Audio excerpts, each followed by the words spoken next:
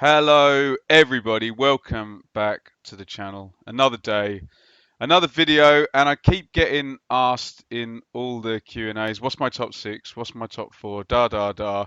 And in analysing the whole division, seem to have negated the predictions for actually what's going to happen in that challenge for the top two. For the top six, now being I'm a complete wimp, and I'm too scared to make these predictions off my own back.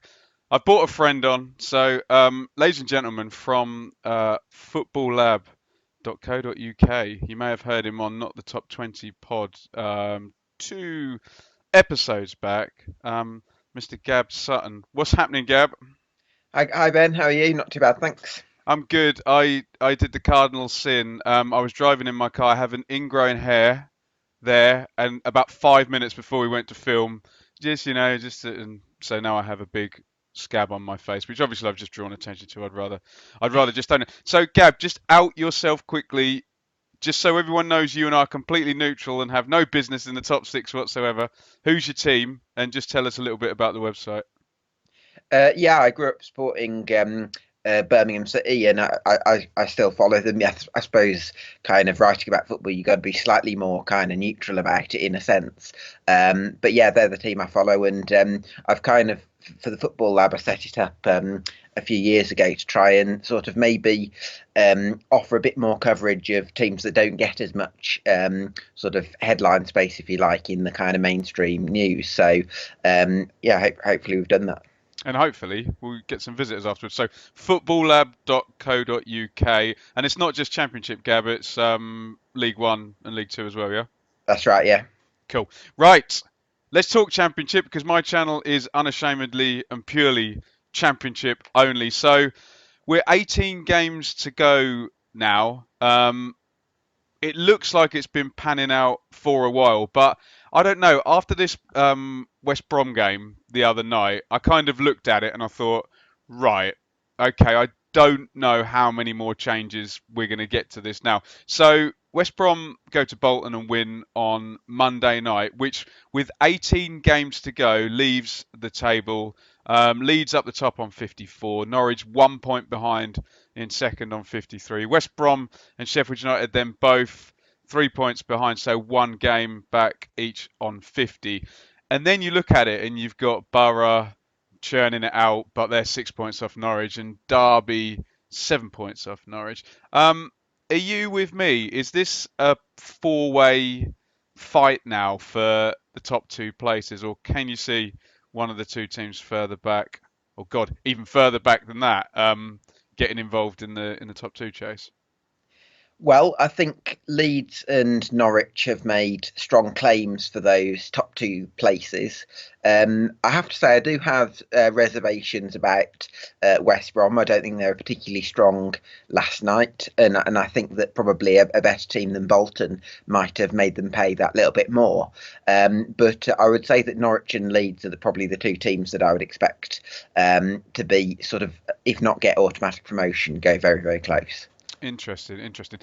So look, let's zoom in on those four and see what we think and how it's going to pan out. So since Leeds, we'll start with Leeds. Since Leeds got hammered by West Brom back on November the 10th, they went on that mad run, 7 wins on the trot, and the last couple of them with like 95th minute goals. So I hope for their sake they haven't used up all their luck on that run. Certainly some good football in there. Since then, though, 3 defeats in 4. Where are you with Leeds at the moment?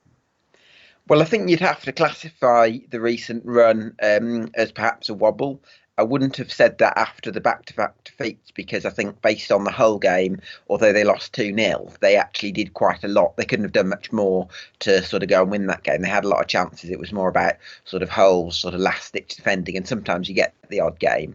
And then Forest, you'd probably put in a similar category because obviously the red card sort of slightly changed the complexion of that one. But then I think once it starts to get into 3 defeats, well, it does get into 3 defeats and 4. I think that's maybe when you'd sort of ask one or two questions. And I think Stoke, it was probably the first time for a while where they've been probably deservedly beaten, I would say. So I think it's certainly what you'd call a blip. And I think the key will be how they respond to that. Interesting. One part of the response is going to be this injury crash. And look, I know we could go through literally any championship team with the 46 games and pick out a time where they had three first team players out injured because it just happens to everyone. Literally no team can go through these championship seasons now. But Leeds has been ridiculous.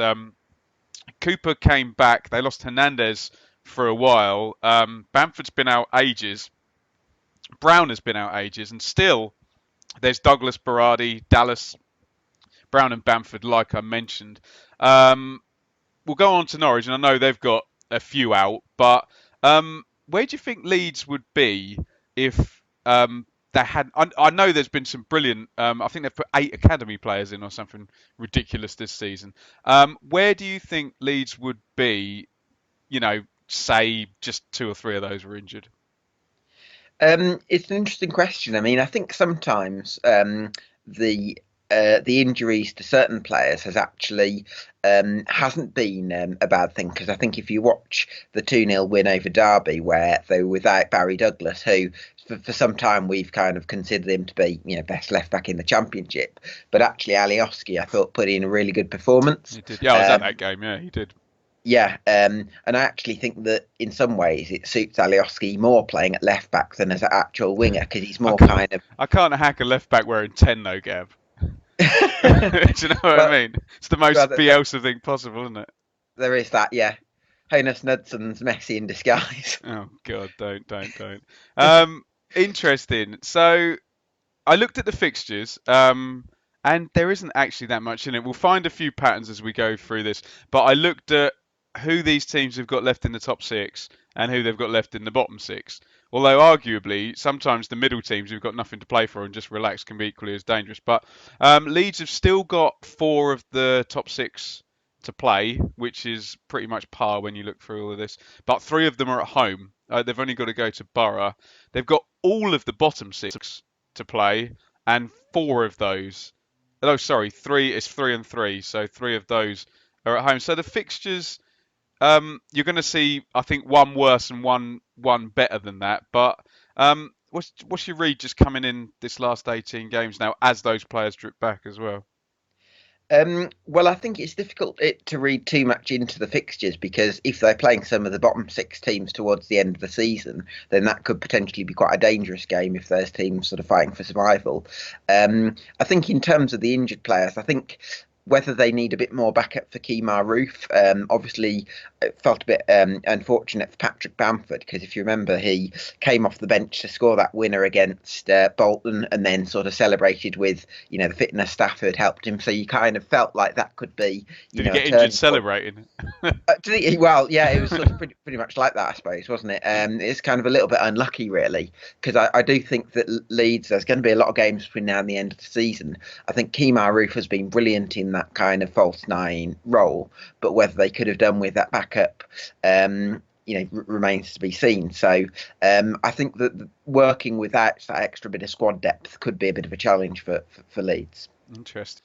Okay, so second position, Norwich, ending their recent slip with a win over Birmingham. I was at that game, and you'll be able to give me some inside track on Birmingham, Gab, as well. Norwich being Norwich, quite lucky to have a slip at the same time as Leeds and West Brom had the slip, so didn't lose too much ground. How are you feeling about Norwich, Gab? Well, I was really impressed with them against Birmingham on Friday night. I thought probably I think there's probably 2 sides to their performance, because there was the kind of the slick interplay that we saw from them in the first half, where they sort of created loads of chances, and you had the kind of the movement of Stiepermann and Pukki kind of combining. Obviously, Frančić doing very well in midfield as well. And then I think in the second half of that game, what was probably most important or impressive was the game management, because they held on to the ball very well, and that meant that Blues couldn't create chances to get back into the game. And I think when you think of Norwich so far this season, you think of sort of winning games through kind of late drama, great spirit they've done to sort of get those kind of wins. But I think it's also important that they were able to sort of win games in a slightly different way. And I think that does bode well for them. Do you think they'd be able to do that in, say, a playoff game? Because, no disrespect, I know you're a Birmingham fan. Birmingham are a good team to do that against because it's a low block defence, isn't it? And you might get that bit more time to play around in your own half. I'm not sure about that. I mean, I think I'd say that Blues are a sort of they are a high energy pressing side. I think if anything, probably rely too much on that style of play. And I think if you're relying on kind of chasing after the ball a lot of the time, then I think it's quite easy for opposing teams to kind of drain them out if they're very good at holding on to the ball. And actually, the Norwich game quite reminded me quite a bit of the second City derby defeat to Aston Villa sort of back in November, where you kind of had a little bit of excitement early on. But I think as the game goes on and the other team sort of uses the ball well and keeps hold of it well, then I think that's probably where we've had a little bit of difficulty. Interesting. So Norwich are currently missing Leitner, Tetty, and Closer, who I don't think anyone can doubt would all be. Yeah, if they had a playoff game tomorrow, they would all be in the first 11, even if they were 70% fit, wouldn't they? Next two games, Sheffield United at home, Leeds away. But in some respects, that really is going to kind of bode well for Norwich, I think, because you think about that, after 2 weeks' time, they've got Borough away and then none of the top six to play, and all of the bottom six to play, but four of them away. I know you were saying fixtures is fixtures and when the pressure gets on at the end, but surely, if you take points from, even 3 points from those two games, win one, lose one, and then know that you've got no top six left, or one top six rather. That's not a bad spot to be in fixtures wise, is it? No, I don't think so. I think the most important thing is that they seem to have options because when obviously Tete you mentioned was a really important player, but I actually thought that Tribal put in a very good performance on Friday night, and I'd say he offers probably something a little bit different to Tete in terms of that ability to kind of get about the pitch, and I think he's also Lightner you'd probably say was a big miss for them, but then you've got Vrancic coming in. So I think the most important thing really is that they've got depth to them. So they've got players that they can call upon when there's other players who are unavailable. Be very interested to see. I know they've got Rhodes there, but they haven't been without Pookie now for since. So I think he's played the whole season, but he's been up front since September. That would be an interesting one. But hey, the team even getting the ball up to Pookie is still very good. So through gritted teeth, very impressed with Norwich this season. Let's go on to West Brom because that win last night did have a bit of pressure on it, given that everyone else had played already, and the cameras are watching. It's just a no-win situation. Everyone's just waiting for you to mess up, and when you win, everyone says, "Oh, it's only Bolton anyway," don't they? We had the crazy start from West Brom, all the goals and the 3-5-2. Then I think Darren Moore kind of bedded it down a little bit, 4-3-3, and they seem to have configured how to get Barnes, Rodriguez, and Gale. Is that Rodriguez is a cross between Gale and Rodriguez? What a player that would be, Jesus. But then Barnes goes off back to Leicester, so surely they're not going to be able to find anyone there. How do you see them reconfiguring over the next weeks? And are they going to do anything in the transfer Going to window? be well, it's going to be a challenge for well to replace Harvey Barnes because I think he was a really important player for them in the first half of the season. I don't know whether they are going to look to sign a replacement or whether they think that a Jonathan Leko or a Bakary Sako can sort of step up to the plate. But he's certainly going to be a hard player to replace. Interesting. West Brom, four of the top six yet to play, two home, two away. Let's go on to Sheffield United and that their Blades. So I kind of had them counted out of this a few weeks ago, but then, like I said, Norwich, Leeds, and West Brom all decided to have kind of little slips at the same time, whilst Sheffield United won 4 games on the trot, but knocked straight off their perch last week by Swansea. Although I think Medine and Dowell, I think given the budget that Wilder's probably got to use, I don't think he can actually do too much better unless there's still some money in the pot from Brooks. What are you thinking about the Blades? Are they there to stay for the top two? And I think they'll be in the top six come the end of the season. I think that the question mark that I have about them is whether they've got enough pace going forward. Because I think that when they play, the games on their terms, and then you got those nice kind of combination plays, and you got the centre backs overlapping and sort of Norwood dictating play, they can be really strong. But then I sometimes watch them, and I thought this a little bit when they played Sheffield Wednesday in the derby. They sometimes didn't quite have that ability to change the pace or the direction of the play. And I think that that's one thing that could potentially see them fall short of the top two, albeit they've been very strong contenders. Interesting. Blades again, four of the top six to play, three of them away from home. So that's the worst anybody's got it. But listen to this, bottom six, they've got five of them all at home. So there's, even if you do shed points in some games, there looks like potential for a lot there. Just in terms of those four, if it was just down to the star power on the pitch, and I know it's not, but if it was, who do you have down as favourites? I've kind of picked out a few, well, basically my favourite players from each of the teams. Who do you think edges it on quality? So Leeds, you take your Jansen, Hernandez, and Roof. Norwich, your Pookie, Leitner, Closer. West Brom, Gale, Rodriguez, Phillips. Sheffield United, Norwood, Duffy, Sharp. Who do you think edges it on quality? Well, I'd say that if Norwich have Closer and Leitner fit, I would probably say they've got the edge.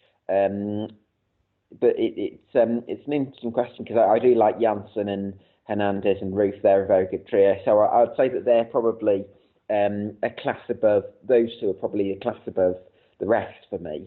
And then I would sort of say that West Brom, I think they've still got two goal scorers in Rodriguez and Gale. I think they're slightly sort of imbalanced because I'm not as convinced by them sort of in defence and in midfield.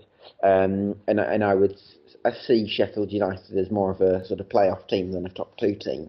But that would be my view on those sides. Interesting. And manager-wise, let's go. I quite like the difference between the four because you've got Wilder, who's come up from the lower divisions and is just Chris Wilder, basically. You've got Darren Moore, who's the least experienced there, but I'd be right in saying, yeah, the only one with Premier League experience. Then you've got Farker, who's got the European knowledge and isn't the least experienced. And then you've got Bielsa, who's just he's just Bielsa, isn't he? Wood. I don't know how you describe him. Tons of experience, but slightly deranged and brilliant at the same time. Which of those managers do you want in your dugout chasing for top two? Well, I would say that in terms of this season, Daniel Farker, I'd probably give him the edge because the expectations were probably quite low at Norwich. I mean, after selling Maddison and Murphy, I didn't really see any Norwich fans in pre-season saying promotion was a possibility. It was more about sort of transition, developing some of the younger players. So in that sense, he's done superbly well. But on the flip side of that is you'd have to say that he's taken a year to sort of implement his methods. Whereas I think you look at a Sheffield United, or a Chris Wilder, a Darren Moore, or a Marcelo Bielsa, they've probably had slightly more of an instant impact. Interesting. And the one thing I've got written down here is last day of the season. If this comes down to it, there's just some brilliant fixtures. The one I don't want, Ipswich versus Leeds, which is potentially going to involve 8,000 Leeds fans and some kind of promotion party or something at Portman Road, with Ipswich probably already relegated. Norwich have to go to Villa, which, when you think about it, is an ugliest fixture, but you can get a Dean Smith team, and what a great place to get promoted if you that stadium is enough to inspire anybody anyway. Derby play West Brom, so two potential top six teams play each other on the last day, and that's not a nice game for either of those. Sheffield United have to go to Stoke, who are going to be that horrible, dangerous team who have good players and probably nothing to play for. And Borough go to Rotherham, with Rotherham possibly still trying to survive, throwing every single throw-in, long ball, free kick, penalty into the box at once. If it went down to the last day, Gab, who had the fancy Leeds going to bloody Ipswich, wouldn't you? Yeah, I think that would probably be quite a favourable fixture for Leeds. But I mean, there's a lot of things that can happen between now and the end of the season, isn't there? So it would be fascinating. I mean, I think a lot depends on, I mean, the Rotherhams, whether they're still going to be already safe, whether they're going to be already down or have something to play for. I still don't think I still wouldn't necessarily say. Ipswich are down. I don't know what you think. I've brought that onto the topic, but I would still give you an outside chance just because I feel like the club has, to an extent, rallied around Paul Lambert, and I think that in most kind of relegation seasons, there's sort of most fans are kind of have had it with the manager, and I feel like there's a bit more. There's something there. I don't know what's making me say that, but. You wouldn't want both teams having something on that game. The best case scenario for Ipswich, so to speak, on that last day is that Leeds are already up, and Ipswich still have something to play for. Although if I tell you, I think the game before is Sheffield United away for Ipswich. So when we're adding up the games Ipswich have left, you can pretty much take the last two off the list. So wind this up for me, Gab. Who's your favourite of those four? Who's your outsider? And that should edge us towards who you think your top two is going to be. Um, well, I don't think anyone outside the top four is going to challenge for automatic promotion. I suppose if there's going to be an outsider, I'd probably mention Bristol City because actually, I think they in the first sort of few months of the season they were actually not doing too much wrong. I think they were quite high in terms of number of shots in the box, but weren't always kind of finishing them. Whereas now they seem to have that ability to win tight games. I think Adam Webster from your lot has been a really strong signing for them. So I'd say they're an outside shout for the top six. Interesting. And what about you? So who's your favourite out of those four in the top four at the moment? My favourite from the top four, I'm going to say Norwich for the title. And your outsider from that top four? Outsider. To be honest, I think that from the top four, I would say that Leeds and Norwich will get automatic promotion. I don't think there's going to be a sort of an outsider from there. I think, would you call Derby an outsider for promotion? I think that they could possibly. And they've only got one game against the top six as well, and it's on the last day. So yeah, we will see. But yeah, so Gab back in the two that are up there at the moment with that little cushion. Gab, great stuff. We did have some questions, but I think we've covered them all. TJ NCFC said predicted top four in order. I think we've done that. Which out of the current? Oh, here's an interesting one. Which out of the current top six do you think would have a real chance of survival if they do go up this season? Who's got the most money? Borough. Well, I don't know. I mean, I think it's easy to say it's about money. I also think that it's also about sort of coaching players well, because I think if you look at Fulham, they actually spent probably a hell of a lot of money in the summer, and actually because they brought so many new players in, it's kind of backfired on them. So I've got a feeling Norwich could do quite well in the Premier League. I think there's a nice balance to them if they keep their key players fit. Interesting. And Matt says, I think you've covered this.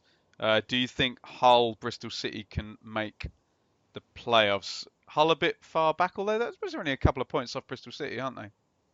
They are, yeah. I think the front three has been fantastic. I think Kamil Grosicki, he's probably been one of the standout players in the Championship, certainly in the last month or two. I think he's been massive in terms of their attacking play, and of course Jared Bowen as well. What I would say is that I think it would be a really good achievement if they made the top half. I'm not necessarily sure that they've got the strength in depth to make the top six, because I think they're relying on perhaps, and I know it's a bit of the word momentum. I do think that it kind of plays a factor because they're relying on the same first 11, and I think that if they lose a couple of games, do they have the options in reserve to change things up? I'm not so sure. And I think the thing is, when you're chasing, you're also relying on a Derby and a Middlesbrough to be quite bad for, say, 3 or 4 games running. And do you know what I mean? You can do your bit, but if Pulis keeps churning it out, and if those forward players that Lampard's got, you see Derby stacking up at home, definitely 2 points per game between now and the end of the season, don't you? So, Yeah.